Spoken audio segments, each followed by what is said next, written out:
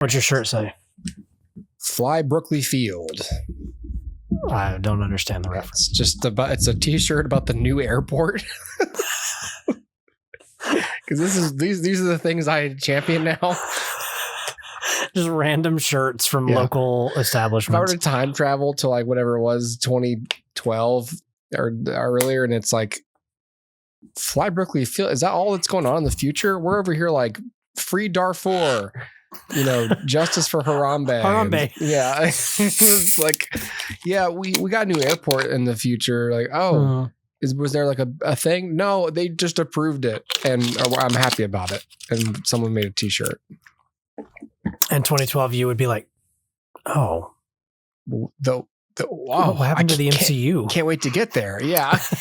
It's like, I would have been like fresh off of like Lost being a disappointment. And it's just like, is there anything good on TV anymore? Or is this all there is? Avengers was good, right? Right. Yeah. Let me just tell you what's about to happen. Yeah. It's going to be awesome and then real bad. It's going to be awesome. And then you're just going to kind of chase that feeling for 7 years. It's going to be awesome, and then it'll never be awesome again. It'll be so-so. That's right. So-so with mixed revision quality. That's right. Yeah. You'll never really be sure. You know how right now you really respect Kevin Feige? You'll still respect him, but you'll question him. You'll be like, 2012, Hooper, just if you see something called The Eternals, steer clear. It's not worth the time. Yeah, we still don't really know if that did anything. If it is anything. I mean, the giant thing in the ocean, that's it. That's it. That's where the adamantium comes from. Will that play any role at all moving forward? Well, they think it kind of already has. That's why Ross wanted the adamantium, so that he could start the Weapon X program. Weapon X, sure. Maybe. Yeah. But that's thank God that's there, because otherwise we're not sure we could have made that matter. Yeah, exactly. That's some revisionist ass writing. Yeah, that's one of Feige's assistants going, hey, the fans really think. Someone just monitor the internet and see what the fans come up with, because we are kind of fucked. Now. I don't know what to do. Know what we're just do. Read me some Reddit theories.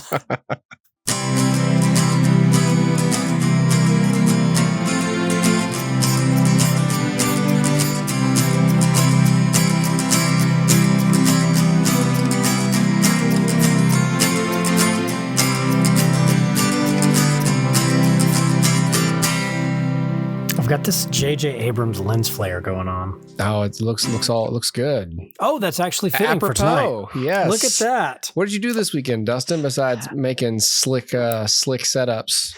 I saw a J.J. Abrams flick. Kind of. Hold on. Sort of. Look, it's blue now. Now it is J.J. Abrams. Hey, all right. Hey, I'm going to keep it. The listeners love that. Well, yeah. I mean, other than the movie, did you do anything cool? Yeah. So Saturday I worked, which sucked. Oh. And then Sunday I ended up taking Dash to my parents, and then Sarah and I went on a little date and went up to a couple of antique stores, and I found some cool stuff. I went to some antique stores on Saturday. Did you? Yeah. Did you find any cool stuff? I didn't. Paula and I went to Fairhope across the bay because the bookstore Page and Palette texted me and said, you've got a 20% coupon that's going to go. And I was like, say less. So I went over there and got a couple of books. Actually, one of them, speaking of the MCU and of that bookstore, was this book, Tony Stark, Odysseus, and the Myths Behind Marvel.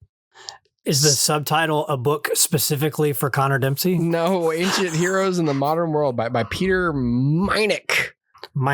He's a classics professor at NYU. And apparently, so it's all about kind of just the connection between the modern myths of comic book stories and, the classic myths that were. So I was just like, oh, cool. And so I kind of let the spirit speak to me. And I was like, all right, there you go. This I'm is here what to I'm buy doing. this book. So. But yeah, nice. Then we went. We were going to go to a different antique store in West Mobile before we went to the movie, and it just ended up, just there's a ton of antique stores down on that drag already. So we were just going in and out of there. And yeah, man, like just tchotchkes, you know. Paula got a ring made out of like a bent, like a hotel spoon handle. Okay. With a sunflower on it. We thought that was really cool. And there's just interesting stuff, man. Like I've become like, I'm fully bought in now. It's sort of like I just try to make a mental list of stuff I need for the house. And I just see if I happen upon it. That's the best thing is like, obviously you can go online and buy anything you want, but sometimes it's just like the thrill of the hunt. Thrill of the hunt. Cool. Shopping local. Yeah. You know, that's a big part of it. And also just like, I'd rather, the odds are whatever you're buying local is not going to be super expensive compared to what you can get elsewhere. And there's just a satisfaction to it. And yeah, like there's not a lot of browsing that remains in our consumption. And there's a part of that that's necessary just because you just see it and hold it in front of you. And you know, and just like, you know, again, like going to the bookstore, it's just like, I just browsing and just seeing what was there. And I never would have thought to even look for this book. Yeah, totally. You know, and there it was. And so it's like, oh, cool. So nice. Yeah, I'll show you what I got. So we went to 2 antique stores and I found a couple little things, nothing too crazy. Sarah found more. And then we went to, beside those 2, it's like a shopping center and a shopping center. And there's an antique store in both. And then the next shopping center has like an old, like vintage toy store. So it's an antique store, but it's just for toys. And while I was there, I happened to cross this guy. So it's Last Crusade Indy. Pretty good likeness. Yeah. Yep.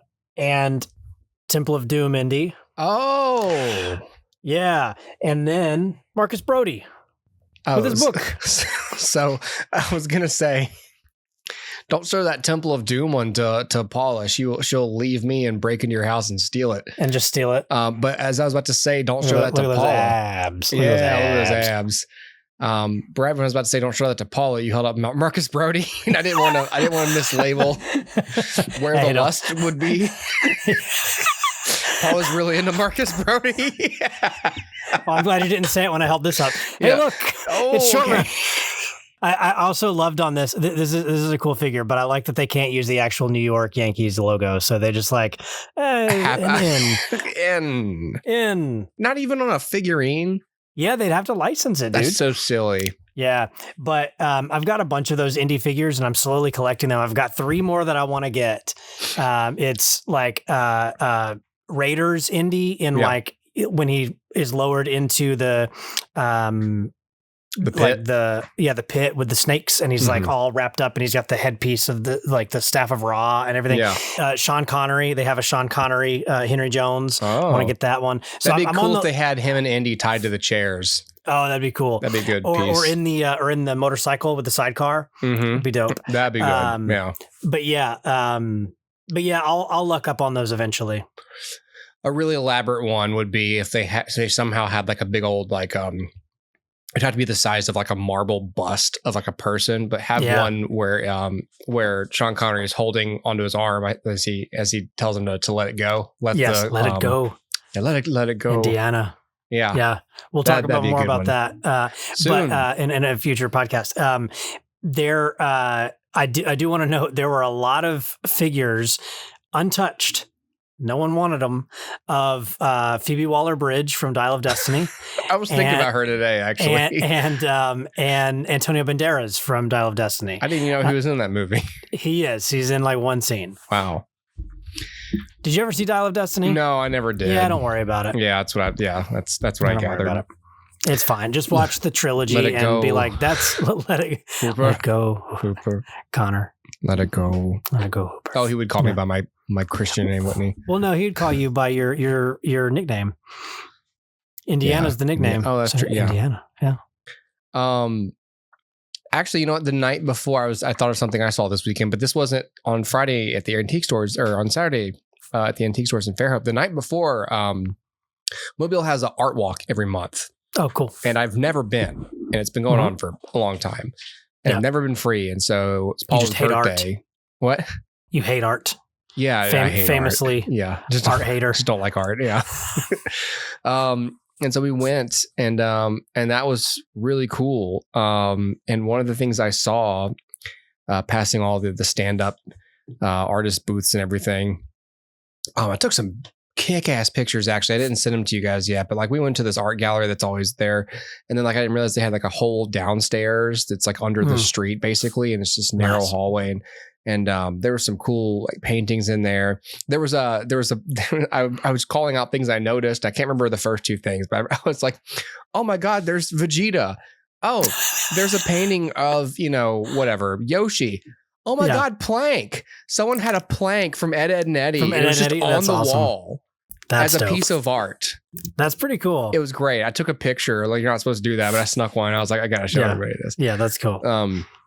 Nobody's gonna believe me. Yeah, right. But one of the things I saw was someone had made them themselves. Otherwise, I don't know how the hell they're getting away with selling bootleg toys. But there was like some DBZ figurines, and there was like a little set of like cast, like all 7 Dragon Balls. They were on this little like pillow, and I was like, my god, that's pretty cool. Yeah, it would have looked pretty sweet on my my movie shelf, maybe. For sure. Certainly would look good in your place, but I don't think you deserve them. I don't. I don't know who enough about DBZ. Yeah, yeah. You'd be a fraud. Cool Dragon Balls, Dustin. Now, is this the Shenron Dragon Balls or the Purunga Dragon Balls? And you'd be like, who? The what? The what? I don't know. They're from Dragon Ball Z. Does that help? Yeah. Is that a gas station? Boba Fett. I also saw this at the Antiques Toy Store, and I was going to send it to you. It's Hooper. Oh my god, that's amazing! Isn't that cool? How much did that cost? This one was $25. I would have easily paid that. Yeah, I wouldn't even thought about it. But they had Hooper and they had Quint, and Quint was $50. There's a Dr. Doom picture and Master Roshi picture. Oh, nice. And then right next to Master Roshi is Plank. It's Plank. That's cool. It was really good. Sweet. There's some good art. Pretty sweet weekend. Nice. Yeah. And so then Saturday we did all of that, and then we kind of made it over and figured in the heat of the day, let's go see this movie. So So tonight's film, produced by J.J. Abrams and Bad Robot, is The End of Oak Street. Anybody else see that weird light last night? What weird light? The wind was blowing all crazy. Starbuck was freaked out and barking. Could have been lights from a helicopter. Or a UFO. Aliens. Shut up, Dad.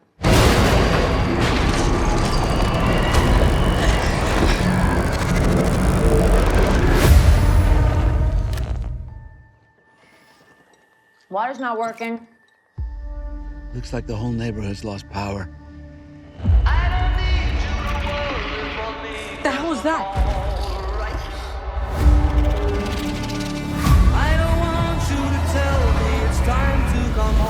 We can't leave. I think that our neighborhood, our house, our whole street has moved. How the hell is that even possible? Get out of there! Run! What the hell's going on? Get inside now! I just heard a gunshot! I don't need you to worry for me, 'cause I'm alright. Gather supplies. Grab anything you can use as a weapon. I don't care what you say anymore. This is mine. What are we gonna do? We're gonna survive. Leave me alone.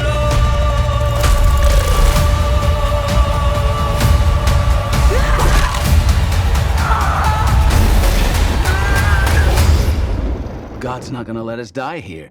Greg, you only go to church at Christmas and now you're telling the kids God's looking out for us? What about the people who are out there getting eaten?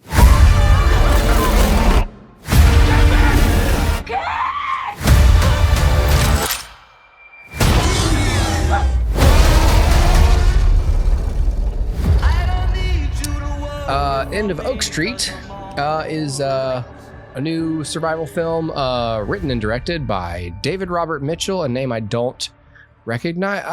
It follows. Yeah, it follows. Yeah. Interesting. Yeah, man. Okay. Great. So yeah, this movie stars Anne Hathaway, Ewan McGregor, Maisie Stella, and Christian Convery. So yeah, this is a story. I don't want to give anything away because I didn't see a full trailer for this, I don't think. So I don't think I did either. I don't want to give away the concept or the actual like plot reasons, but a suburban family suddenly has to deal with dinosaurs in their neighborhood. Yep. And I thought it was a dinosaur. Mm-hmm. It is not. It is multiple dinosaurs. So yes. And that's basically that's the plot. The story is this is a couple that's probably on the verge of divorce. Certainly things are kind of breaking down in the marriage a little bit, but that's the quick setup of kind of the family makeup here. This one. So okay. I'm gonna go first this time, Dustin. Do it. So for me, I thought this movie was a good time. I kind of just sat there and let it entertain me. I think it's full of really good performances. I think Anne Hathaway carries the movie with her performance. She's acting plus in this, and really selling the drama for sure. The kids, to a lesser extent, Ewan McGregor's characterization sort of causes him to avoid going anywhere. Any no peaks and valleys to his performance, but so Anne Hathaway is really the knockout of this movie. I don't know. I had a good time. I thought the dino effects were really good, and I noticed a good mixture of environmental special effects. I kind of mixed with that too, so it didn't read as, there's people comparing this to Jurassic World and some other, Amblin style films, and it certainly does have that. But from a filmmaking perspective, it's not like a big green screen. Not a big green screen story. There's a lot here that's really, really great. I mean, this is clearly filmed on like a backlot or something. So, but like tangible sets, a lot of work on the day. Blowing up fences and, tipping cars over and stuff. So that's right. So good stuff.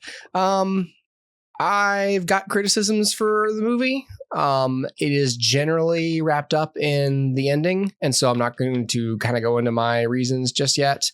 Sure. But as far as, was it fun and was it worth seeing? I think it's worth seeing in a theater.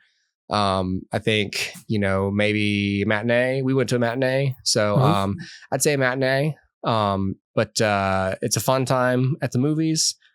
Pretty simple story, straightforward. And, there's deeper stuff there if you want it. And that's all I'm going to say on the non-spoiler end of things. All right, Dustin.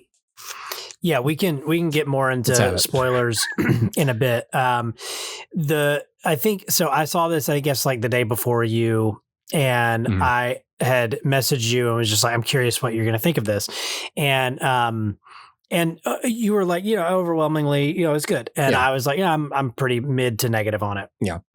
As time's gone on, I've become more negative on it.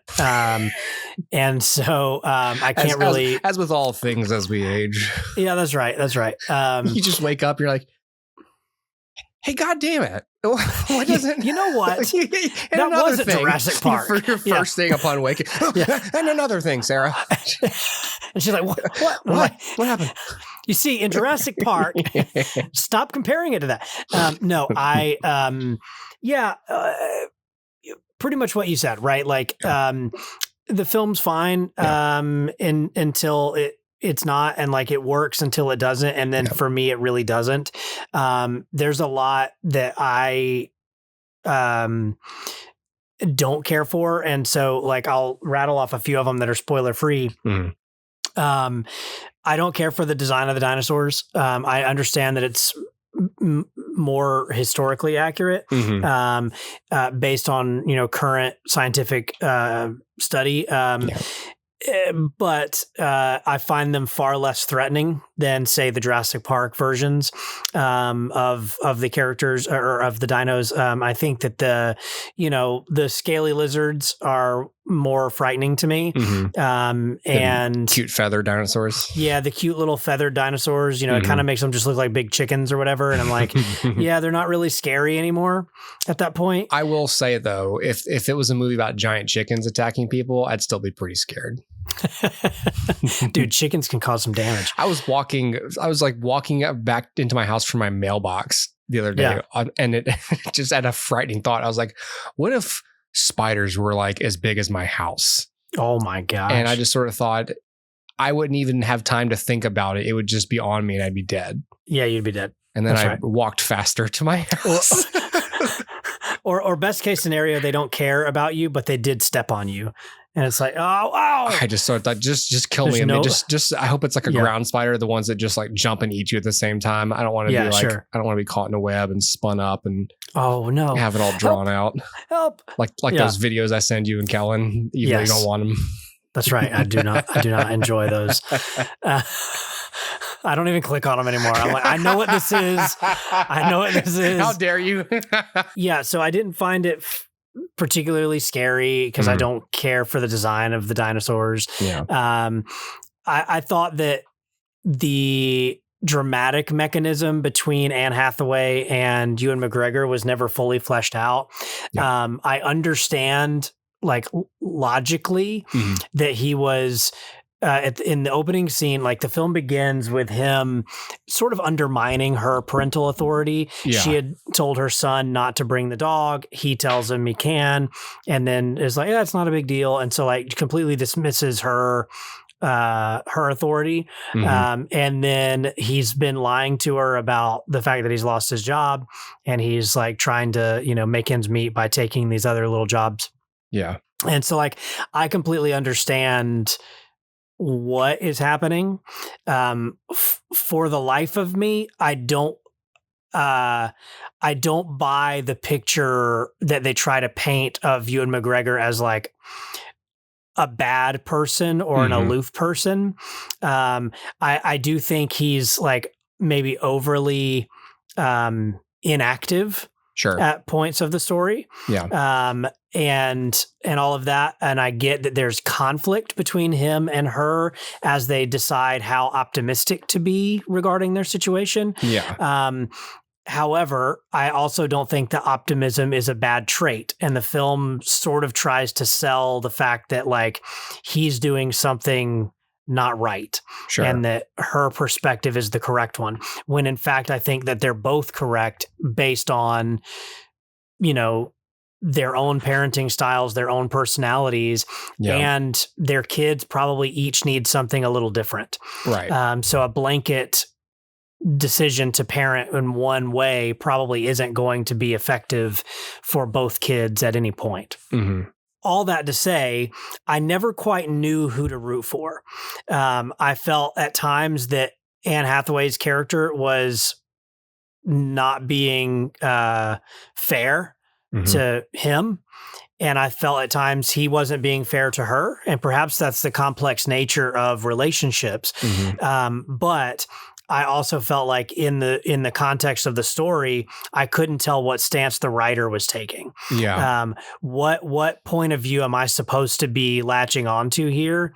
And if the idea is that I'm just supposed to watch it unfold and understand there's nuance, okay, but I can't then feel emotion about it because you're not inviting me in. You're keeping me at a distance. That's one of the ways in which the story could have used another pass, because I'm fine with like the plot and the set pieces, and I thought the pacing was really good. But yeah, as far as like what they fight about, sometimes it's like this could have been better. Yeah, there's that because in my mind, like which stance is the writer taking? I think the writer is taking the stance of the draft was finished, and I'm more interested in the execution of this because the execution of these scenes, performance wise, editing is good. It's just it is the dialogue. It is like this is a little petty. Like, why are we doing this now? Why does this matter right now? And there's other times where it's like, what purpose is this serving other than to show that they just can't agree on stuff even now? Right. But there are just if that's the goal, there's other ways to do it. So it came off like lazy manufactured conflict. Sure. In between dinosaur attacks. It's like easy setup that you can then pay off with specific things later in the story. And we'll talk more about like the arc or the payoff of it later when we get into spoilers. But it also didn't quite work for me in that regard. So to me, like it felt like what they were trying to say is that she needed more from him or different from him, and he was unable to give it, but not that he was unwilling. Like it's also important to point out, like, yes, he's lying about the job.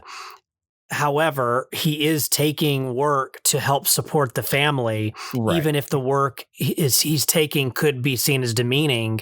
He's taking it anyway to provide, and like that never gets appreciated in any way. Like I'm not talking about by her. I'm talking about by the screenplay. Like what he's doing. Like you can't paint him as a villain, but also say, and yet he's sacrificing for his family, and yet he's also like trying to keep kids positive in a hopeless situation. It's hard to be against him. And by the payoff, I think the implication was you should have been against him. I don't know about that, but I feel like there's just a lot that's dropped. I think that there are arc payoffs that service the wrong character. My contention is that things that happen in the story should have been flip-flopped based on who they happen to. Well, I want to hear this based on how the writing is set up. And I do want to fully mediate their marriage when we get into spoilers. Yeah, sure. But yeah, I mean, do you think people should see this as a matinee? No, I would wait for a rental, or maybe on a streaming service at some point. Yeah. So maybe don't even just buy the rental, like just wait for it to stream somewhere. This will be on HBO Max. So here's where I was at with it too. Like I sat down again. I didn't see a full trailer. I was just like, "Oh, okay, dinosaur, cool. I'm in." Yeah. Dinosaur in suburbia, got it. That's all I need to know. I'm there. And the first thing you see is the bad robot logo, and immediately my heart sank. Yeah. And I was just like, "Oh no, oh shit!" And so I tried to like, okay, shake it off. It's fine. Maybe it won't be like that. Yeah. And then like the first little bit of the film, again, like relationship drama not quite working aside, I felt like the setup was okay. The concept was okay. It felt like the Twilight Zone, and I liked that. I enjoyed like the performances for the most part, and like, you know, I was having an okay time with it. And by the time we get to some of the suspense before you really see the dinosaur, it was fairly well done, and like, you know, there's some cool cinematography in here, and so there was stuff for me to grab hold of, and I was like, oh, okay, cool, maybe this is going to be different. And then by the time that first dinosaur encounter happens, I'm like, oh no, I think I only liked the lead up to this, and that is true. It felt a little like, backlotty and like theme parky. It didn't quite feel lived in or real. And, you know, for it to be multiple families and multiple homes that have to experience this dinosaur in their area, we see surprisingly little of the neighbors. And so the world felt very empty. In a way that like that first scene felt alive because the whole street was out for the block party. Where did they go? And you assume that people are either inside or they're being eaten, or they're already dead. Correct. But if that were the case, I would love to have seen like corpses everywhere. Yeah. Just more scenes of them going into homes and like families being like, get out of our home, you know, whatever. No. We don't want you in here. You're going to let them in, you know, whatever. They do seem uninterested in the idea that like people would get desperate and people would turn on each other. And like neighbors, especially like this supposedly tight knit community, when it comes down to it, would just be every man for themselves. Exactly. And it's kind of just hinted at what happens to a few characters. But yeah, for the most part, it seemed like a cost saving measure to not have to hire extras and wardrobe them. And there's also just like a lot of things like, so when and if a neighbor gets eaten, that's a house with free supplies. I was going to say, yeah, let's go raid their house. And they never really explore that angle either in the film. Yep. So it just felt like there's a home later in the film that they go into and it's just empty. Like it's not empty, but there's like no people in there. Yeah. And I'm like, oh, where did these people go? Yeah. Like, again, there's no like corpses anywhere that would like a greater movie would show you half-eaten people on the sofa or something. Yeah. You know, you'd almost have like that cliched shot of like, you know, somebody in the house and like they just escaped something and they shut the door and they see like the camera's behind the sofa and you see the head, you know, behind the sofa and they're like, oh, Mr. Gardner, I'm so right. so glad you're here. We really need help. And they come around the camera, like, you know, pivots around the bottom half of his whole body's gone. Yeah. The bottom half is gone. Yeah. And there's just like a tiny dinosaur, like pulling like a ligament out of like the, you know, like out of a leg or something. Yeah. Like, and like, oh, cool. Like that's what you would get. Cliched as that is. There's stuff like that seems like an easy target for, you know, cool moments. Sure. And instead the house is just like vacant. And so it like the absence of world building or like, you know, the world that they're in, not really playing a part in their story is a knock against it for me, because logically you would start knocking on doors. Like, hey, we gotta come together here. Like, do y'all have guns? Do you have something? I kind of assumed for a minute that they would eventually stumble upon like some large cellar where most of the neighborhood had been hiding. Yeah. And then been like, oh, like, no, y'all can't come in here. You aren't welcome or something like that. Yeah. Only happy families here or something like that. You know, like just some weird symbolic thing or whatever. But yeah, it seemed like they wanted to avoid what would have been an expensive shot to have just had the very beginning of this, which would have just been a lot of people being eaten before they realized what was going on. Right. Which would have just been a lot of money. Yeah, totally. And I get that they were trying to imply it maybe, but you have corpses in the street. So it's just like, okay, so the dinosaurs don't eat these people whole, but then it's like, but the relative lack of corpses means they're eating some people whole. Right.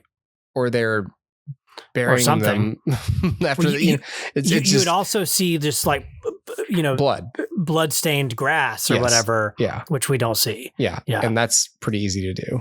Yeah. Yeah. Totally.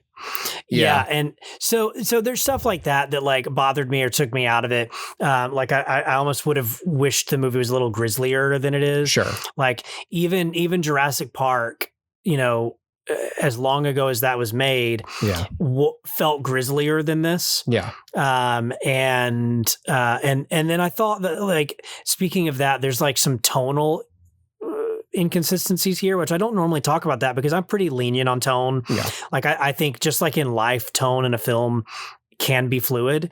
You know, like you can be in your daily life and be laughing 1 minute and crying the next.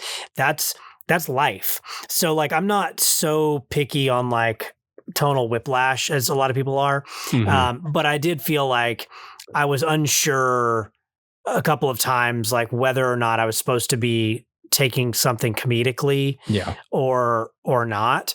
And especially because in a film like this, where there could be danger around every corner, every moment that feels like levity can start to feel inappropriate.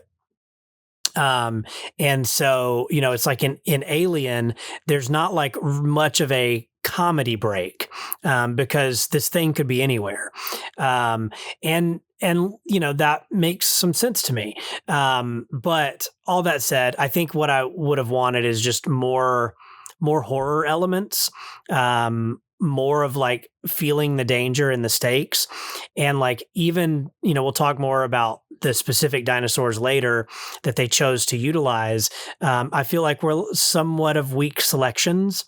And I would have liked to have seen something a little more iconic or, you know, specific. So yeah, man, I don't know. To me, I swing negative on it just because it feels so forgettable and like there's so much that it could have done better. But you could also say that the forgettable nature of it means it's just kind of mid. Sure. So I think, somewhere in there is my score. It's not terrible, but it's also just not anything. I think you can totally wait on this one. I'll give you the forgettable vote. I think that's probably fair to say. Sure. It's just like, because I enjoyed it, but like I'll acknowledge like this isn't a movie I'm going to buy. Sure. Yeah. I don't think I'll be watching this a second time necessarily. There's not a lot of dinosaur movies, so you really have to compare this to like Jurassic Park. Right. And when you think of like Jurassic Park 1, 2, and 3, each of those to me has more iconic moments, more specific, like memorable characters, specific memorable moments, specific memorable like set pieces. Mm-hmm. And this never rises to that level. Now the Jurassic World films, I don't care for. So is this on that level? Maybe, but it also feels cheaper than those. Sure. So, again, your mileage will vary, and I don't like the character designs of the dinosaurs. So to that end, like it feels a little bit worse to me than the World movies, but story wise, it's definitely not worse. Sure. Than like Dominion, right? Which is just like garbage. So it's not that bad, but it's also just like, okay, I saw it, I'll forget it. Let's go into spoilers. Okay. Yeah, my big criticism is the ending because it doesn't make any fucking sense at all. Yeah, sure. So it's me choking on the logic that they tried to shove down my throat. So sorry, there's a mystery box in my throat. Sorry, yeah. So the fact that the wormhole opens away from its location, its corresponding location, that it wouldn't just open up in that same person's yard, same spot. Yeah. 20 minutes prior to the event. It's a plot convenience. So that we can go save them. So we can go save everybody. That's right. It's lazy writing at its finest. And I get that like, it's nice that part of what it is fun and, crowd pleasing about the movie is that it does have a happy ending. Sure. But it feels like it wasn't written by an adult, like a serious adult. Yeah. It was just, and then we go back in time, and and there's time, and we can save them. And it's like, thank God for that. Thank God you hit the 20 minutes ago wormhole, and we don't know how much time has passed since the thingies got switched, but it seemed like days. Yeah. So why wouldn't it be the same amount of relative time? Why wouldn't they just go, now they're back in their time, but they're still in the dome that is prehistoric. Yeah. Because that's been swapped. So they would come back. They should still be in that spot longitudinally, but now they have to escape the dome. And the military maybe has already sealed it off.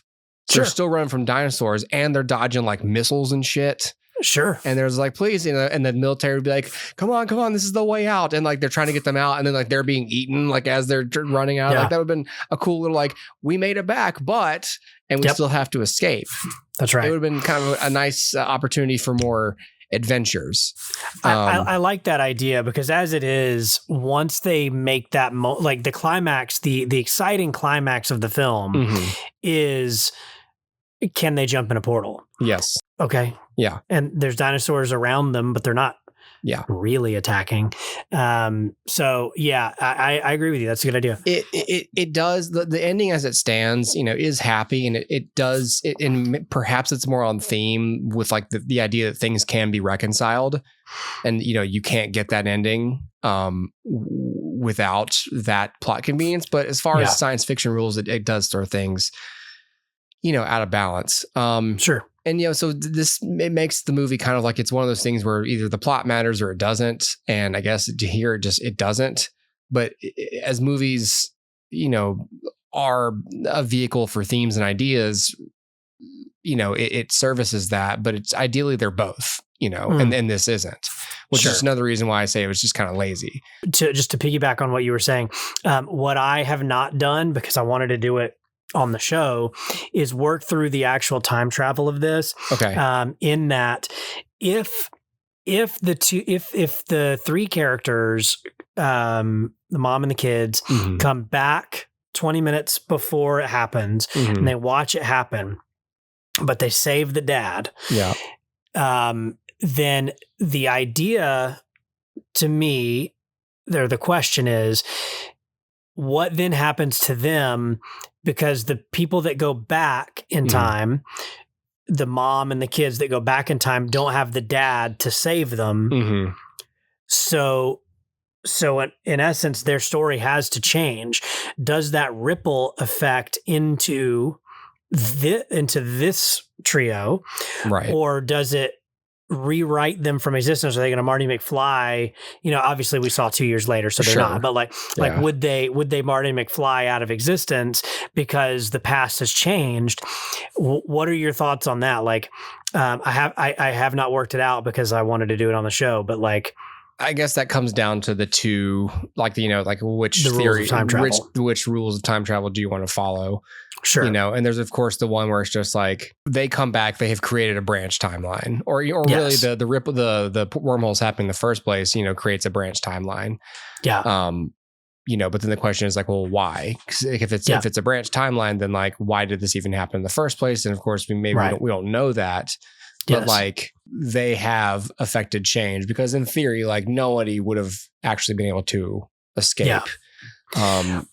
Right. Okay. So clearly it's that kind of time travel, but why? It's not established. And I guess it establishes it by that ending, but the ending just kind of comes off lazy because we want it to be this kind of time travel. Yeah. Otherwise they save Greg and they're hugging and they're reconciling. And then all of a sudden they just start disintegrating.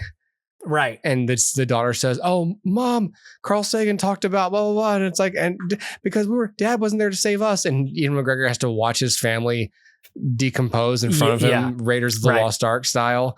And that's the end of the movie. Because from that guy's perspective, he was just delivering a pizza and his family's inexplicably outside of town with him. And then they died. And he's like, "What the fuck?"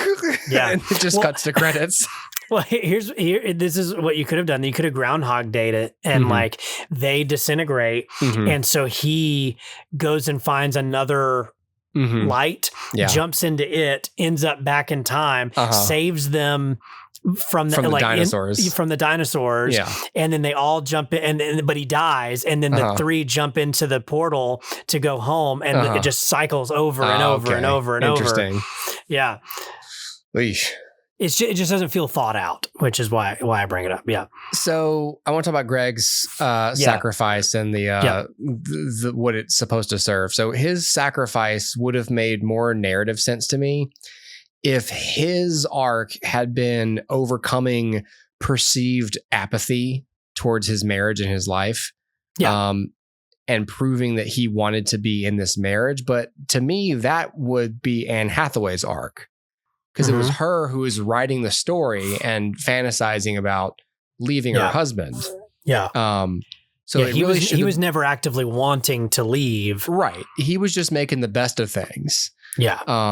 And so it really should have been her being eaten. It should have been her willing to lay down her life for Greg and the kids, because that proves the arc.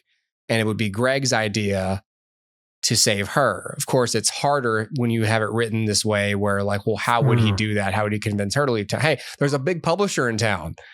And she goes, "Oh, that's weird." Go into this phone booth. And it's "Hey, it's just us." And she's like, "What? My book's not being published?" Yeah. "Greg, you asshole." And then the movie ends. Greg being eaten shows that he was willing to die for his family, but that was never in doubt. He was just kind of dishonest and deceptive, but about perhaps some of him not wanting to be around, but that's not really as much as she's accused of and shown to be, I guess the only way it culminates from anything that they set up is that when they end up back in time, his master plan is to sit there and wait. And her master plan is to go do something. Sure. And he's like, no, God will take care of us. We'll be fine. Yeah. let's just stay here. And she's like, no, we have to go do something. Sure. So him attacking the Allosaurus is him doing something. Sure. But that also isn't quite related to their marital issues. Because the marital issues don't stem from him doing nothing. In fact, he was taking extra jobs. Greg kind of believes that everything will work out. Yeah. And he doesn't get overly upset about things. A lot of the dog being with him, like, just let the boy have his dog. It's not a big deal. Yeah. All right. So let's audit their marriage. So, like, sure. I was on Anne Hathaway's side for kind of most of what she was kind of experiencing. I believed her when she said, I'm not trying to leave. That's just a story. Because as writers, you and I understand the exploration of an idea is in a way as far as that idea goes. It's just, well, yeah, it's occurred to me, what if I were to leave? Well, I'm going to channel that into a story. So I was on her side, and I believed her when she said, I don't want to leave. I'm not going to leave. But she did write a story about it, and that'd be hurtful for her husband to come across that, you know, and instead of the two of them kind of talking about it. I got the vibes during the whole movie that it has always been her who has tried to actually like facilitate like transparency in their marriage and like, let's discuss things. And his idea that she couldn't handle the news that he had lost his job was, you know, kind of rooted in, I guess, some sexism and just an inherent distrust or babying of your spouse, protectiveness. Perhaps. Protectiveness. That is babying. Yeah. Yes. But like in the grand scheme of things, like misguided protectiveness. Yeah. Misguided protectiveness. But like, and I guess when you're that far into like, you know, marital discord, there isn't grace given on her part to see the intention behind that violation. Like, okay, I don't like that you didn't tell me that. You know, you can tell me things, you know, and it kind of never goes further than that, for better or worse. I never thought that he was unfairly persecuted by her. But I kept kind of waiting for more to be revealed about her nature. Like, why is she on, like, let's show us things that, you know, Greg's sneaking nips of whiskey. It's like, those are just kind of like stereotypical male-female marriage things where it's just like, I don't like, are you kidding me? You're going to have a drink right now? And it's like, I probably would have too. This is really stressful. And you know, like, who knows? It might be my last drink ever, you know? Sure. You know, Greg was taking a nip of whiskey. He wasn't like drunk and like fucking things up and, you know, putting them in danger. So it just kind of read as like, you know, tropey, nagging wife, writing and lazy, aloof husband writing instead of like expecting something more to be done with those things. I do think that's what it boils down to for me is it felt stereotypical. It felt like I didn't have a good sense on where she was at for a lot of it. Now, I was on her side when it started because exactly what you're saying. Like, she's written as a strong enough character that I believe if she wanted to leave, she would have left. She wouldn't just be writing about it. She'd have packed her bags.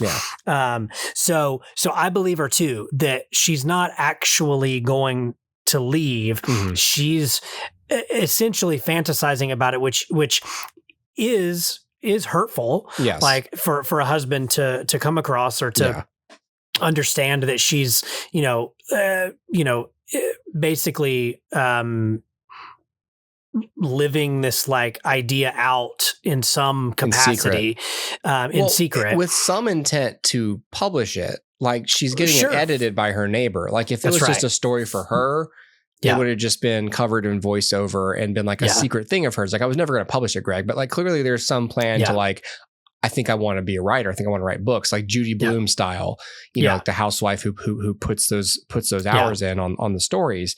And so it would have eventually been like, okay, how's that going to look when you publish a story like that? Like, how's your husband going to feel? How are your neighbors going to, this is clearly in reference to your real life. So like, what the fuck?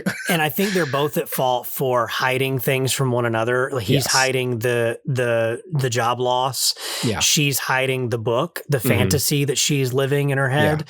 And so neither of them are communicating with one another. He's passing it off as protection. I don't want to weigh you down. She's passing it off as it means nothing. Yeah. Neither of those are really true. Right. She is getting some satisfaction out of writing that. Yeah. And he is getting the ego boost of I'm protecting my woman. Yeah. Even though there's nothing to protect. Right. Like there's nothing to protect her from. And so both of those things are like, they're both guilty of those things. So I'm on her side at the beginning too, because him invalidating her parental authority is a big deal. Like, it's not cool. Like if she says no dog, even if dog is fine with me, it's not with your mom. So that's what we're doing. Right. Your mom's already told you. That's parenting 101. It's parenting 101. You don't go back to your child and say, don't listen to your mom. You don't have to listen to the other parent. It can honestly be as simple as, hey, I didn't realize your mom had already told you that. Yeah. You need to do what your mom told you. Yeah. Yep. And that's all it has to be. And that would have, I think, worked wonders for her to understand that her husband was on her side. So that is a failure on his part to not honor that or not, acknowledge that, he's doing that. And so I'm on her side. Where I start to lose being on her side is once the incident happens and they're trying to parent through it and he's being positive and trying to remain like, listen, it'll all work out. It's going to be fine. Even, and his idea of like, which is essentially inaction. Let's stay here. Let's be safe. Is again maybe misguided protection, but regardless, that's a valid course to take in this situation. If there are zombies or Nazis or whatever in the street outside my house, one of the first thoughts I'm going to have is maybe we just don't go out there, and that's valid. Sure. And so for me, it felt like immediately when he was trying to lead the family in the way that he thought was appropriate, she then undercut him. And she said, Greg, that's stupid. You don't go to church. Greg, you're dumb. They don't need a fairy tale, or they don't need like you to be optimistic. Give them something true. She's now undercutting his authority. So now she's guilty of what he was guilty of. I was fine with that scene. I just think it could have been written with more nuance. I agree with that for sure. I think that they could have, instead of, because it was a little on the nose and a little too like, I was on her side in the sense that what he was essentially saying, because there was one line he said something like, I don't think God would let this happen to us. My response to that would have been, well, he's letting it happen to our neighbors. So are we special? It's one of those, like, it would have been better for him to say, I think it's going to work out. I think he should have just been in a more positive, like, I'm not saying we shouldn't do anything, but what I am saying is we're going to be fine. Yeah. And that would have been totally valid. And it would have spoken more to the mutual fault of this marital conflict for her to be, no, it isn't, Greg. It's not going to be fine. Because that's because whereas I'm with her up until then, my response would have been, hey, like, don't say it's not going to be fine in front of the kids. Like, you can tell me that in private, that you think we're kind of fucked, but like the kids need to hear that we shouldn't be giving up. That's what they need to hear. And so it should have been written just with a little more nuance than that.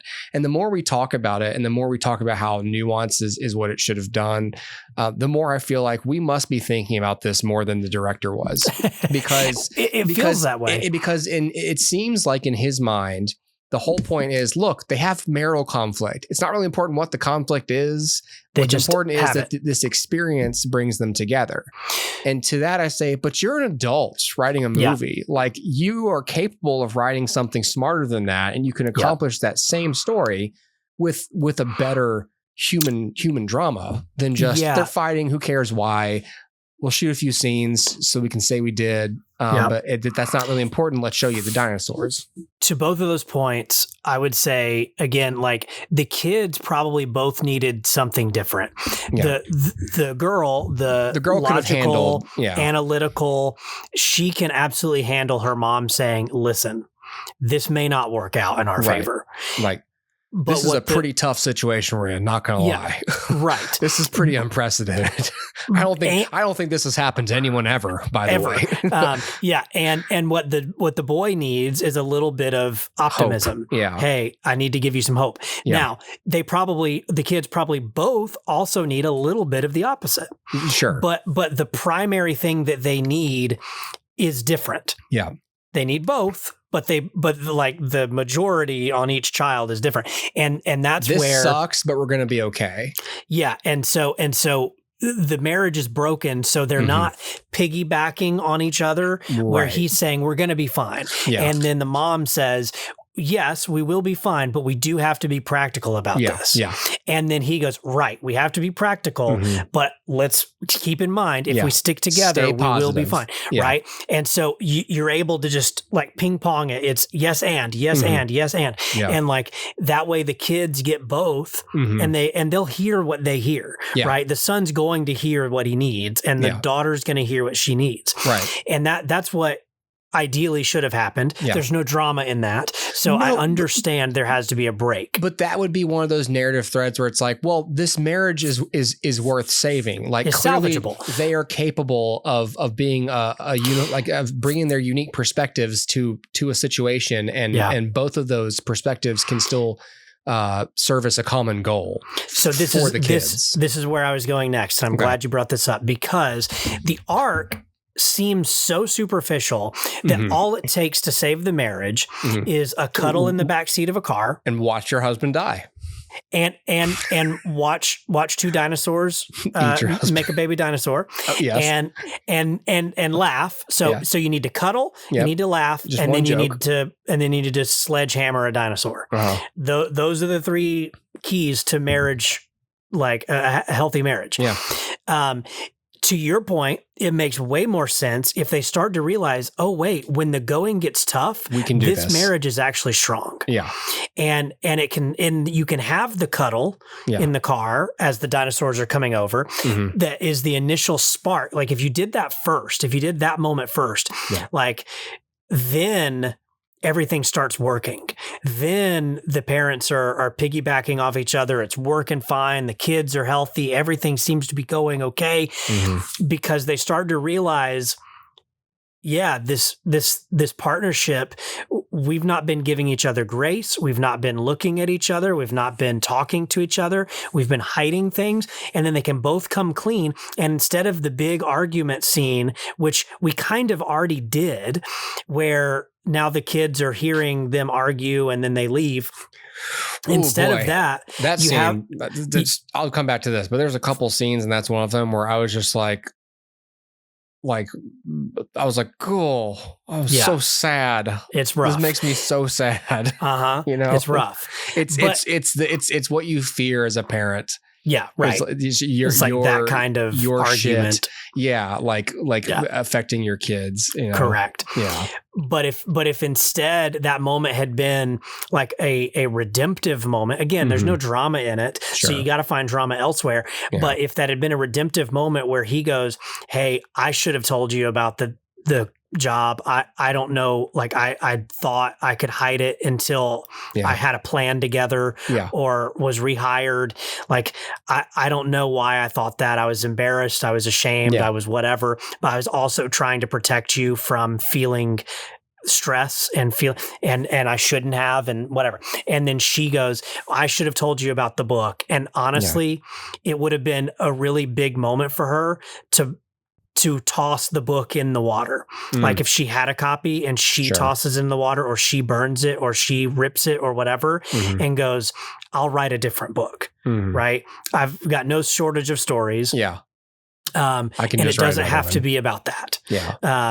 Or whatever. And then even if he goes, it's okay, it can be about that. And he puts the pieces of the story back together and goes like, that's fine. That's what you were feeling. You needed to let that out. That's fine. And now it's starting to be a redemptive thing where they're both taking accountability. They're both supporting one another. Mm-hmm. Then when the sacrifice happens, it's not just like, oh, I had a cuddle with my husband. It's, oh, this marriage worked for the first time in a long time. Yeah.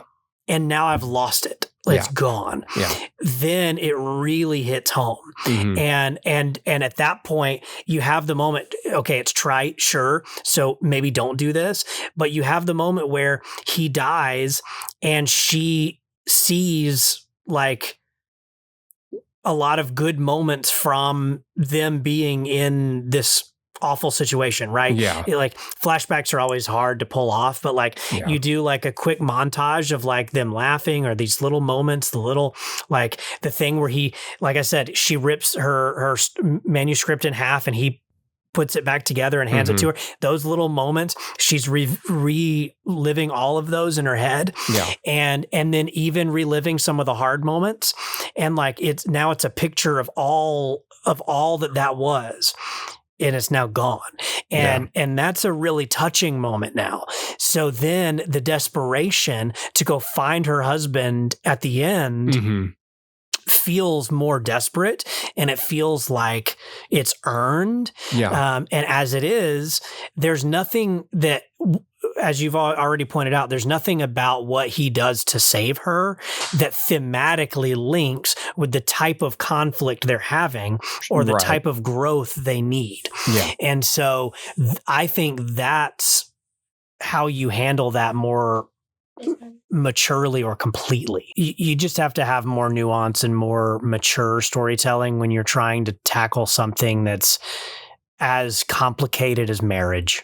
Yeah. And parenting. And then the ending being like the plot convenience of the wormhole location and timetable, like that would have at least been in service of that. Because I think that's what they were going for. It's just like it doesn't really hammer their message home if none of this can be reversed or saved or whatever. And it's like that's fine. It's lazy, but it's just like it would service that theme of repair. There's maybe a version of this where the wormholes take you to a random like place within that, that area, a random place at a random time. Yeah. And there's a version where they go through that wormhole and they like encounter, the moment that he like it's their wedding night, you know what I mean? Then they go into that house, or it's, the time that they brought the daughter home from the hospital for the first time. It's like they keep going through wormholes and ending up in different pivotal moments of their life. You know what I'm saying? Like randomly. And they realize, and she then realizes like all of these little moments added up to a really great friendship. Because I don't know that that's the solve either, but you're right that like the wormhole just being like randomly where it was and doing what it does feels too convenient. It's a plot convenience. If she had ended up in a different time and then found another wormhole that took her to a different time, and then eventually she ended up 20 minutes before, we can save him. Yeah. Well, now it doesn't feel as random because there were 20 other jumps before it. You know what I'm saying? I don't know if that's the solve, but I think if they had established that the flashes of light, the wormholes, that there would be some hint of something that was looped or repeated or something like that. Because I think a good ending would have been you jump through the hole, and rather than, because obviously if it goes to, 6 days and 20 minutes before the event happened, not only is that oddly specific and convenient, it does create this whole, we are now displaced in time. So there are versions of us that are down there. Yeah. And your dad is still down there. Instead, you could have it be they just consciousness travel, and so they are in their bodies, in the body, yeah, and that way, and with memories, sure, like they run into, and it's like mom, and they're in clothes we saw them wearing earlier, right after something happened, like a glass fell or something like that, like something that establishes we are in the past, we are now, we are back before the event happened, and she catches the glass this time, and she catches it or something, and it's just like, but we are back. We remember what happened. Other residents do, and no one has died yet. Yeah. So we don't have to save your dad. Like we still know what maybe is about to happen. Yeah. And we can get out. Like we can all get out. Yep. Or we fix the loop. Something it would require a little bit too much. It would have to break the whole mystery box thing, and we'd have to explain what's going on. But the idea being, Ewan McGregor is alive. He doesn't remember the dinosaur escapades because he didn't survive. He didn't live through them, yeah. So they just explain it to him later. Yeah. Like, you died. Yeah. And we are back. Yeah. And we are glad you're here. And that you can still get that reconciliation, that whole thing at the end where she kind of, just appreciates him, and they can actually work through their marriage and stuff. Yeah. And if that was just set up properly, the idea that like the whole Oak Street disappearing was a looped event that is somehow fixed or reconciled. And it could be somewhat on theme with like how I feel like we are caught in a loop in this marriage. Like, we just, fight, and then like you go off and we just go off, and it's just, we're in a doom loop, and it could be somehow on theme with that. It's like poetry. They rhyme. It's like poetry. They rhyme. But yeah, that's a good point. And if you pair that with the idea I had earlier of, the loop of like, we keep doing this thing, we're groundhogging it, that fits thematically there. I don't know, man. That it's such an interesting thing, because that last bit, the back to the present time, it doesn't work, but I don't have a better idea. You know what I'm saying? Yeah. Because it feels so out of the blue. It just doesn't. It feels like there's a more natural ending that doesn't include time travel, sure. And all of that, but you kind of have to do it, or else, whatever. So I don't know, man. But it is such a strange thing. I did keep waiting for another twist. So at the end, there appeared to be, so the friend that they pick up along the way, there were two of her at that picnic. Were there? I think so. Maybe I'm wrong. I didn't perceive it that way. I remember thinking they looked similar, but I don't think they're the same. I perceived it as she saved her two parents and also herself. And so now there's two of the girl and her parents. What's her name? Let me see. Jeanette. The character's name is Jeanette. Okay, hang on a second. Were there two Jeanettes? Yes. Weird. Yeah. Okay. So I thought the second Jeanette is the one from the unaltered timeline who was warned or never made the trip. Okay. But they didn't save themselves because who wants two Anne Hathaways? I guess. So whoa. Yeah. So this opens a can of worms. So we got that twist. Oh God. I don't God think, damn it. I don't think that twist means anything. It just feels like a I thought the twist was going to be that they get this idyllic life. She's published her book and everything's great. And then at the end, the other Anne Hathaway would show up from the dinosaur time, all grizzled and battered, and her kids are dead now. And her, like, she's the only one that made it out. Yeah. And she's like, you stole my husband. What the hell? Yeah. Yeah. You stole you had your husband to help you out. I didn't. Someone on Reddit says Anne Hathaway was like, fuck you, alternate self. I got my man back. Yeah. Well, that's what I thought was going to happen. Yeah. Someone said there should be a sequel where alternate reality Anne Hathaway is still surviving in the past with a cool scar and makeshift weapons and wearing dinosaur skin clothes and a necklace made of sharp dino teeth, finds a portal, jumps in the future, and fights the original Anne Hathaway. There you go. See, that's sort of what I was envisioning in the theater, was like grizzled Anne Hathaway shows up and she's like, hey, or so it's either that or it's like, hey, my book is published, everything's great. And she's on like a talk show or something. Yeah. Well, so we see the shot of like her book, right? The end of Oak Street. Yeah. And then the camera tilts up or whatever. And you see outside and they're having the picnic. I almost thought that then Anne Hathaway would like leave the picnic and come inside and the camera would track with her. And like, I'm, blocking this in my head right now, but like the idea would have been that the book vanishes. And then she returns and the picnic is gone.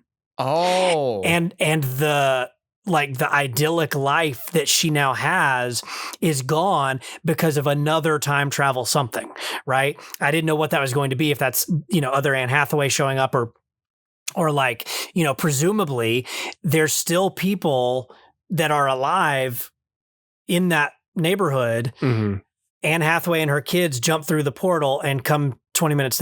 And then presumably there's another light that's going to happen and another person comes through that. It'd have to be somebody else that we would have met, and we didn't really meet anybody else, but like maybe the librarian. I don't know. No, she died. Eaten. Yeah, she's dead. So yes, it would have to be somebody that we had met, comes through the portal and then starts altering time to fit their needs. Oh my God. So then her idyllic life is gone. So that's what I thought was going to happen, was there was going to be a twist, and it was either going to be evil Anne Hathaway, who's mad because this Anne Hathaway did what she did, and or the book is now gone, the picnic is gone, like it wasn't going to end with a happy ending. And instead, all we got was just two Jeanettes. So I don't know. I think there's a better twist there somewhere. I just don't know which one I would have gone with. The implication, or if it needs one. I don't like the implication that she doomed her past self and her children. Yeah. That's kind of fucked up. And she did though. Right. She must have. But by necessity, they went back into the past without Greg. Right. And yeah. So it's just which undermines, I think, her character's like integrity a little bit. Yeah. And so I prefer the idea, again, like I think we're thinking about this more than the writer did, but it's just like, but we're not the only ones clearly who are noticing these things. And you have alternate Jeanette there. And it's like, okay, so you would have had to explain to her, like, instead of just coming back and taking your places and everything's fine, nothing happened. Well, now we'd all just have this, well, we don't have this secret because we wrote a book about it. But it's just like the news isn't going to ask them, so what happened to alternate you? Yeah. It's like, well, God be with dead. her. She's probably dead. Right. Or here's a thought I just had. What if the twist ending is the book is published and Greg reads it and goes, "You're not my wife.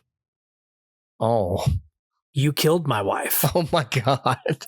You know what I mean? If they Spider-Man Brand New Day it, where like she, what if he shows up with the pizza and the family all goes to hug him and he's like, "What is going on?"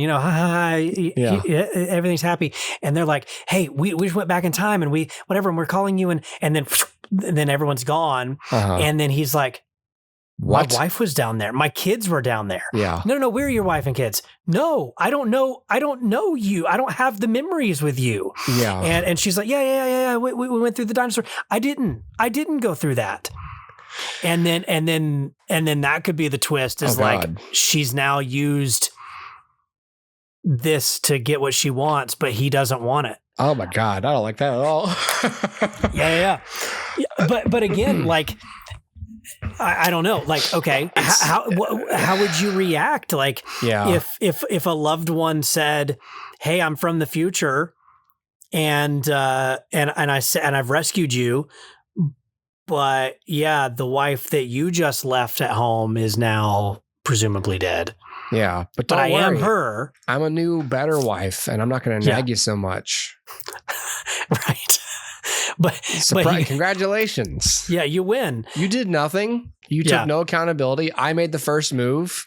That's right. Like I took the first step of reconciling this thing, which almost undermines the character arc, as if to say the reconciliation. He wasn't the one that needed. Right. She just needed to get off his ass a little bit. She was in the wrong the whole time. My first thought when they hugged, my first thought was, I guess all he needed was a little appreciation. And I thought, I don't like that. Oh yeah, that's weird. I don't like that at all. Weird message. Yeah, it ruins everything, all the validity of what she was going through. Yeah, like all you get. Hey, look, women, just apologize first to the man. Yeah. And then he will probably, hopefully, apologize. If he doesn't, you just apologize anyway. And your marriage is fixed, right? That's right.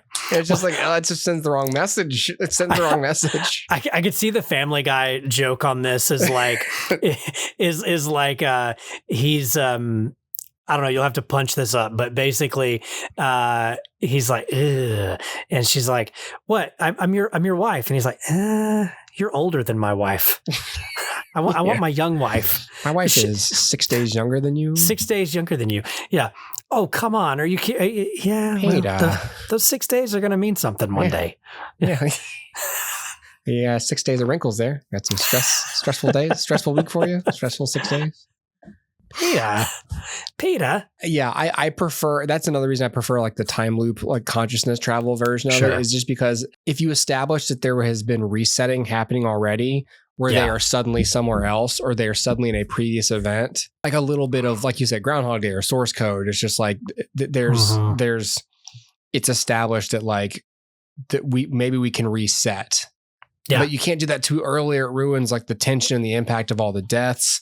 Yeah. But like, I don't know. It's just, it creates all of this mess. And so like, I maintain the movie is enjoyable in its face, but like because it leaves so many open loops in the story, it kind of invites this kind of discussion where it's like better, it could have been done in better ways that are cleaner and don't have as many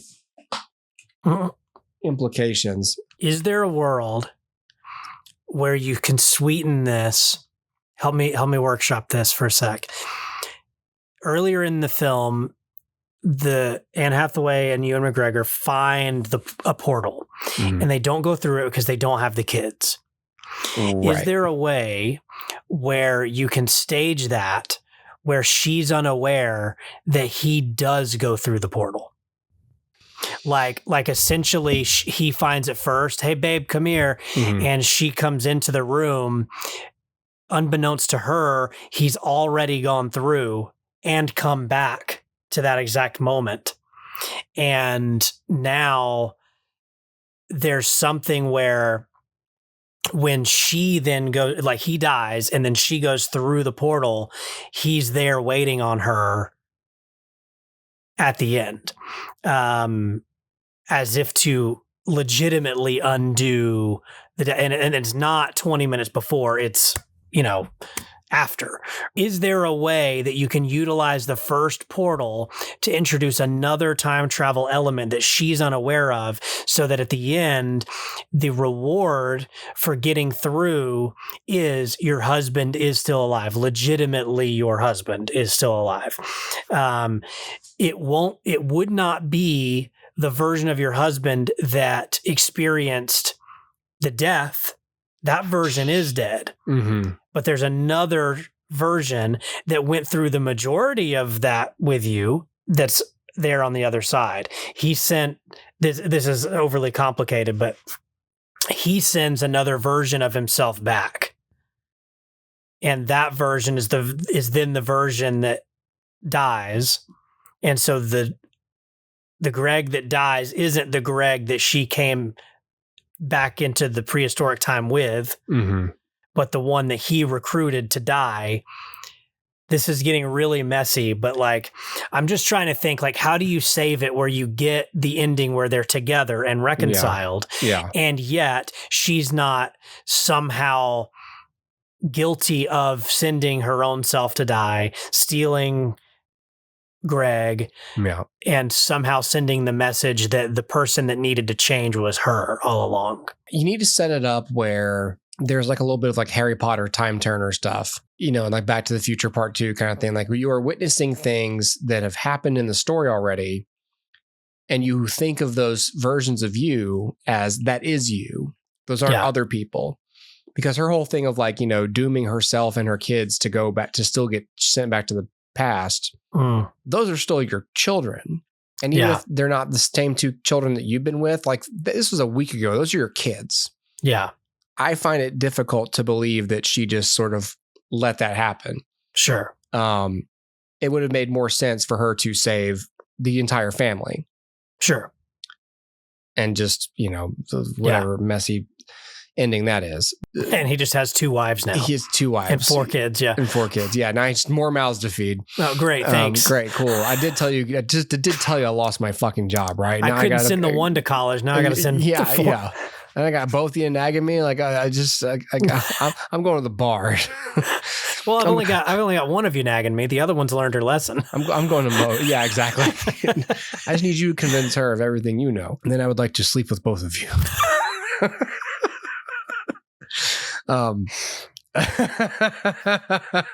That's the Family Guy joke. You're right. That's the I would Family like Guy you to joke. have sex with each other, or yourself. I don't know.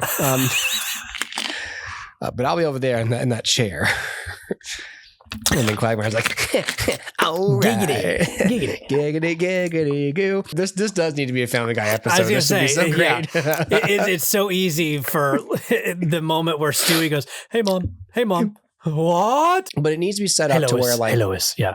There's some kind of like, you have to think of those alternate versions as you, and you need to think of the events you're witnessing as being things that have happened and always did happen. Paula said, wasn't that the same house he delivered pizza to at the beginning of the night? I was like, I'm not sure.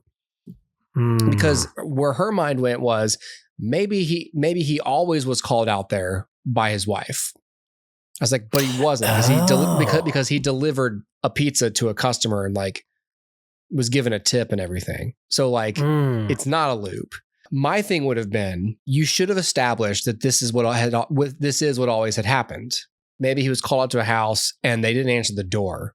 They weren't home. And he's like, I could have sworn they ordered pizza. Like, oh, great. Another ding dong ditch or whatever the version, another prank call. Came all the way out here for nothing. Yeah. And then you could have at least been like, oh, that call was always her. But now the problem with that is, that version of Ewan McGregor still goes into the past and dies. Well, and that's where you have to make it like, it would make sense then if he's like this, like he undermines her authority. He's, whatever to her through the whole setup of the film. And then the second they get into the prehistoric time, he's different. And she's like, oh, you're different now. And then we recontextualize that with, because I met my wife from the future who told me what was going to happen and that I was going to die. And I chose to come anyway. I could have stayed with her, but I can't, but I couldn't leave you alone. Yeah. And, he made that choice, I don't know, but that's an interesting thought. And now I know to avoid, let's wait till tomorrow to go on that street because there won't be a dinosaur on it. And I won't have to die. Yeah, she told me about the Allosaurus. Yeah. Well, she told me about the portals, and now I know we can go sooner while they're still, our neighbors are still. I know where one is, yeah. Yeah, now we know where they are, and we can get there before too many of our neighbors are killed. We have more cover. Yeah. Or we can go there right away and save most of our neighbors. Yep. I don't know. But like, there's no way to fix it without screwing something up. And I imagine they had to have thought of the same thing. And because here's what I keep. And then just gave up. Yes. Yeah. That's what I think happened. They were just like, fuck it. No one cares. No one cares. David, don't worry about it. Like, no one cares. Let's just get the movie made.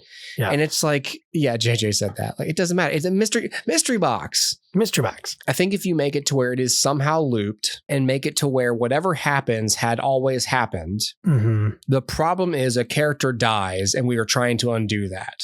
Yeah. So that is breaking a loop. Yeah. And the only way to stop the things happening is for a loop to be connected. You'd have to make some kind of new loop. And that's too too science fiction-y. Greg either has to stay dead, Mm-hmm. and you still accomplish the idea that they did repair their marriage. Greg didn't make it, but they did repair the marriage. They repaired it before the end. Yeah. So and aren't you glad you fixed the marriage before he died? Yeah. Right. And therefore, like, yes, you don't get to now spend those happy years with him. You Feel don't have guilty. regrets about it. Yeah. Like, right. you know what I mean? Like, the regret is we should have communicated sooner. Yeah. The metaphor being, in the real world, Greg could have gotten hit by a bus or something. Right. And it would have been the same thing. Like, oh, we just made progress. That's right. And it's gone. And it's just, you can still communicate the message. And instead of Greg getting hit by a bus, just some random action that ends his life, he dies protecting his family. Yeah. And because of him, you guys escaped. Yeah. And that's what your story is about. Mm-hmm. And there is no, we saved Oak Street. The thing is, we made it out and we are living. Yeah. And that's it. Yep. That's the version of the movie I would have preferred. Sure. I think that too much has to happen to undo Greg's death.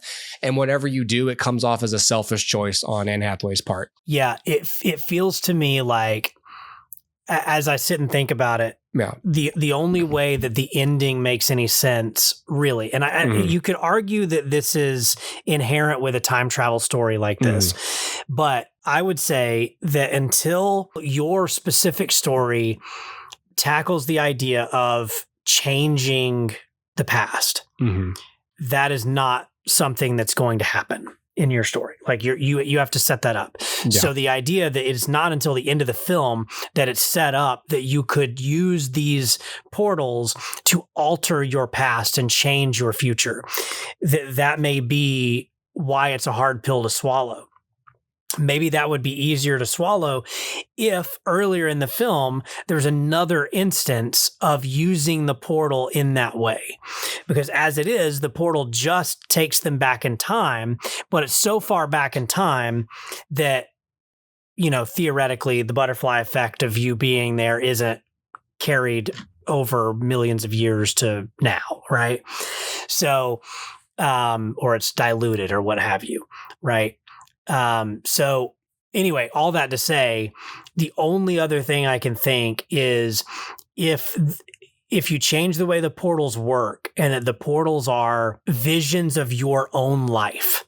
So when you're seeing it, it's not a random location. It's a random moment from your life that you can go back and relive. It ruins how does Oak Street move at all, right? Right. But that's the only way that you could then do what I'm about to propose, which would be have Anne Hathaway find another portal, but that portal takes her back to moments before Greg is attacked by the Allosaurus, and she stops it, saves Greg, and then they all escape together, or not, or they just accept their fate and they live in prehistoric times forever, you know, until they die, right? Whatever the case may be. But she uses the idea of altering her past, meaning the death of Greg. And then third act, when you do it again, it's at least set up. And maybe it's not as hard a pill to swallow because it doesn't come out of thin air, but you then have to change the way that it works or make it super convenient twice. Once, that it takes you back to moments before the Allosaur, and second, because it takes you back to moments before the initial blip. So short of like having some incredible convenience two times, you would have to make sure that the way that the portals work is different, but then you can't even have the concept of the film.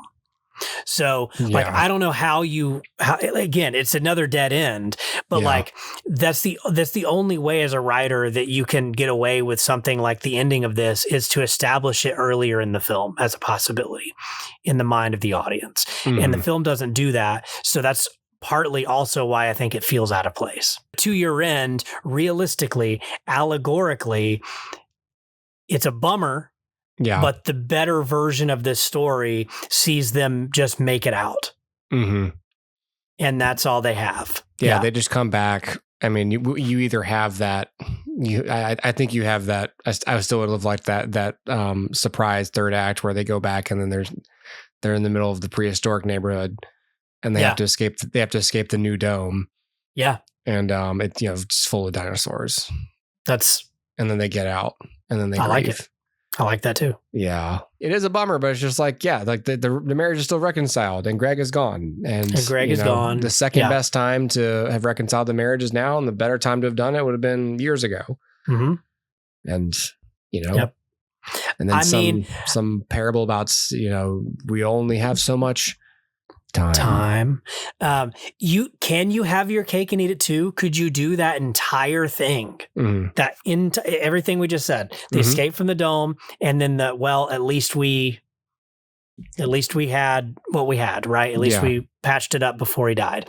And the film ends, and the mid-credit scene is she and the kids are, single momming it and doing the thing. Mm-hmm. And then another blip happens and Greg shows up. Who is this Greg? What is this Greg? Where is he from? Why is he here? Could you have your cake and eat it too and just say, if we get a sequel, we'll explain it? Like, you know what I mean? Like, is there a world where you could just do it anyway? Mm-hmm. And here he is. Greg 2.0 found a way out. How did that happen? Who knows? Or is there a smart way to do it? I don't know. Maybe I'd have to think about it more. Where you do everything we just said, and then Greg shows up. So then you get everything, and the real ending, the true ending, is not quite as bummery. But where did he come from? That's the question. If you do the cynical thing and go, if I get a sequel, we'll tell you, then you don't even have to ever worry about it. For sure. Especially if you don't actually intend to ever do a sequel. You can just be like, oh, we had really good ideas. I won't tell you what they are in case we ever make that sequel, but you're never going to make it. So you just sound really smart. Geez, it's a long con. There's no way. Yeah. There's no, I mean, I don't see how you could do it. No, it would be just as much on vibes as the current version of this movie is, which is just, hey, they save everybody. It's fine. Yeah. Don't think about it. Don't think about it too much. Yeah, I don't think you can. I don't think there's a way to do it. I don't think you can logically. Yeah, because any Greg that would have been able to come back from the past is a Greg that never died in the first place. Unless it's the Greg from the first portal when he and her find the portal. Mm-hmm. If that Greg is the Greg that comes through. Yeah, but where did he? But then he's not in the main story. But then he has to go back. Yeah. To die. Yeah. Oh, but then there you go. Maybe she tells him that. Maybe he's like, oh, what's her Anne? Oh my God, we're back. And then she tells like, oh, Greg, and she's like, I'm so happy you're here. And he's like, what happened? What are you talking about? She tells him what happened. And then he's like, I have to go back. Yeah. I have to go back. And then at that point, when they find the portal, have they already reconciled? They had the cuddle in the car, I think, is all they've had. So, but they had though. I mean, like they kind of did. Yeah. Yeah. So they find the portal. Yeah. I like the idea of him going in. He goes in. We made it. He's back. And so she's there. She's like, Greg, how are you here? And he's like, the portal. Remember when I went through the portal? Like, where do you, they somehow figure out like, this is where I am. They do a conversation, and then he decides, I have to go back. If I don't go back, I can't save you and the kids. Yeah, this won't happen. And she's like, Greg, no, don't. I don't want you to go. You're going to die. And he's like, I have to. He says, so what you're telling me is that yeah. And then this is actually kind of cool. And then he goes back in and he chooses to go back in. And it's like, I love you. There's no way I'm not going to make sure you and the kids get out of here. He goes through the portal. And so you would have to just set up earlier in the movie. He comes back out and he's like, ugh. And she's like, what? He's like, nothing. I'm just really happy. I'm just really happy to be here with you or something like that, Yeah. And he knows that he's not going to make it. Right. And he doesn't know when, Sure. He just knows that he gets eaten. But you could theoretically get away with him being in the future for a couple of years. Sure. Long enough, like whatever amount of time he can not visibly age. Yeah. And then he comes back, or you have him come back and at some point in the film, she goes, "You have more gray hairs than I remember." Right. And you've set up that he spent 10 years with his wife. Sure. You know what I'm saying? Yeah. He spent 5 years with her. Yeah. After all of this. Yeah. So yes, she loses him to the Allosaur always. But after the escape, after everything, she gets him for another 5 years. And then he goes back, willingly dies so that they can have the future. And whatever happens during that 5 years happens. He, makes some headway, makes sure his daughter can go to college, whatever it is. Feels so weird to be like, he comes back for 5 years and gets a job. Yeah. But, makes friends. And then there's like, I'm going to go back in. I'm not going to go. You get your ass in there, Greg. You have to go save your family, you piece of shit. Yeah. Right. But yeah, man. But that's not a bad idea. And he goes in. That's not a bad idea.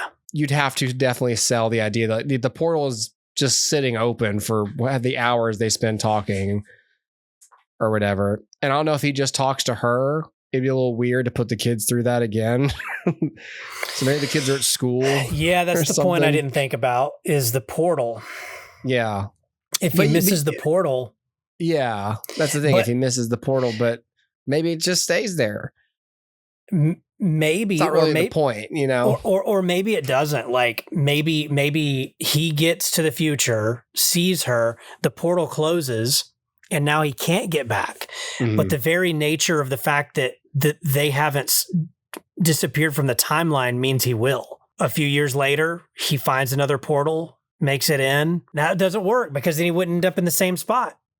It has to be the same portal. It has to be the same portal, and it can't stay because we've seen... They're only a few seconds long or whatever the portals are. But that's the next portal we see. So you could establish in that moment that portal lasts for however long. I mean, my idea of it being years is cool, but I don't think I don't think that works.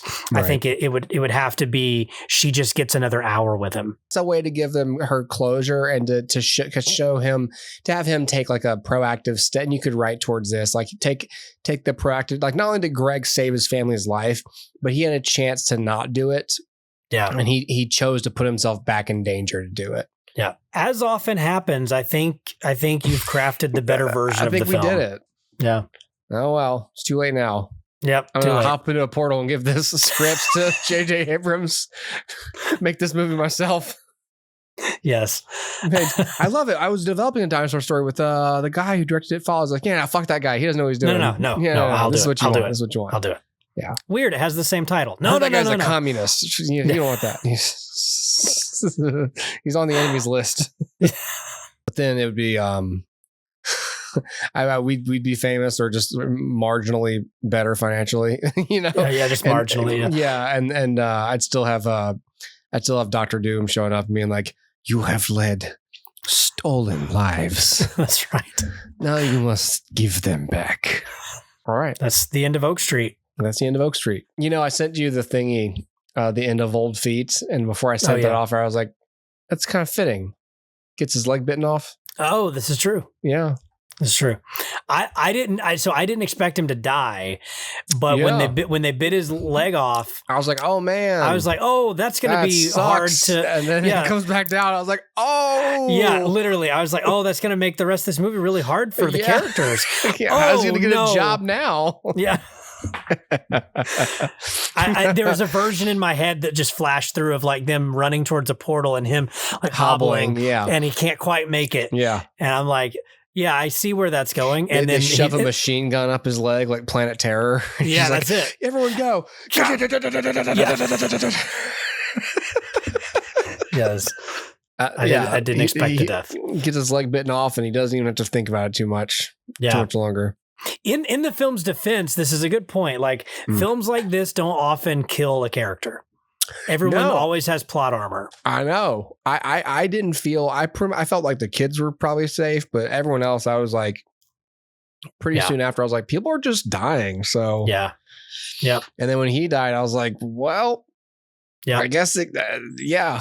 And then she's like, when she was about to throw herself on those two alligators, or whatever, she was like, well, I'm gonna let them eat me, and you guys are just gonna have to go run. Yep. And then like the librarian saves them, but she dies. She kills one of them. Yeah. She takes her sweet time coming out of that room, though. I don't know.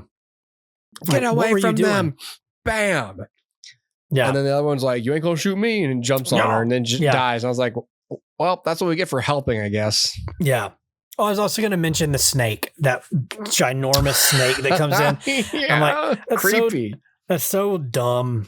I didn't like that part. I was like, give me dinosaurs, not snakes. And that snake, every time when it comes out of that pool, it's just like, hello. Which that should have been all it was, because that was hilarious. Come back. This guy looks more like a Pokemon than window, anything. And but people in my theater were going, no. No. It's just slithering past all the main characters. Yeah. in my theater, somebody goes, now how do they not hear that? And I was like, yeah, we're all thinking that. It's fine. Yeah. But yeah. There's always the one joker in your crowd that's like, I'm gonna say why this is weird. Mm-hmm. Yeah. Is that a dinosaur? But then Ewan McGregor says it at the end of the film. It's like, is that a fucking dinosaur? Yeah. Like, is he in the theater with me right now? Yeah, right. That's the movie.